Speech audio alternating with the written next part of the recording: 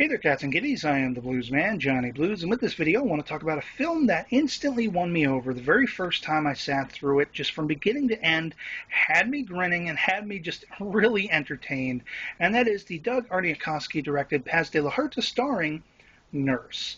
This movie was a pleasant surprise in just how cool and slick and stylized and very tongue-in-cheek with the humor it was. I mean, essentially we're following around Paz de la Huerta's character, Abby, who is this nurse, as the title suggests, in a hospital, who has a penchant against and an obsession against men who cheat. You know, she feels like she is sort of the one who should be the bringer of justice against such cheating men, and she does so in a very bloody, sort of drug-addled fashion, we'll put it that way. And when, basically Katrina Bowden, who is starring in the film, co-starring, I should say, comes in as this fresh-faced, very new nurse in training, well, Abby then suddenly thinks, hey, she is the perfect person to sort of try to shape and mold into my mindset. Maybe pass on the torch of what I do, the justice I carry out on these cheating men to another generation. And it's interesting because, of course, Bowden's character does have a boyfriend or fiance that's an EMT in the same hospital, and things get very complicated because, of course, Abby, in her obsessive-compulsive way, ends up becoming obsessed with and compulsive toward this new girl when she kind of spurns her. I mean, the first step is to kind of try to create a friendship, a relationship, and a trust factor between them, but things get a little off the wall. She drugs her, she gets some salacious, unsavory pictures of her with guys at a bar, even though she's trying to remain true to her, fiance or boyfriend, what have you. And so she's, kind of doing this in case anything ever turns bad, which inevitably it does.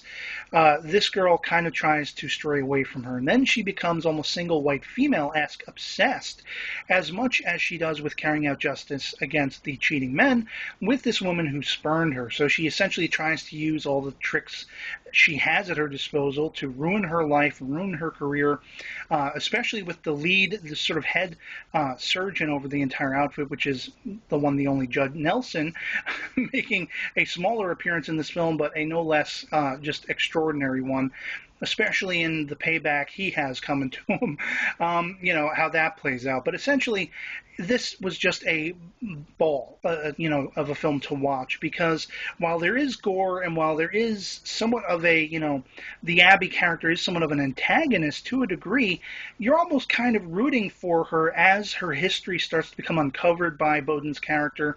She starts to investigate where her origins are from and everything, and how her parents relate to that, and kind of the outcome of her character, what she's become as we start and, follow through the film. And it all builds up to one hell of a crescendo that just goes ape, ape guano from beginning to end, and leaves, room open for a potential sequel that I would love to see them pick up with. Essentially, as far as using other people's identities, and I won't say anything more than that to spoil the twists and turns in the film, but this movie was just a blast to watch from beginning to end. I couldn't highly recommend it more.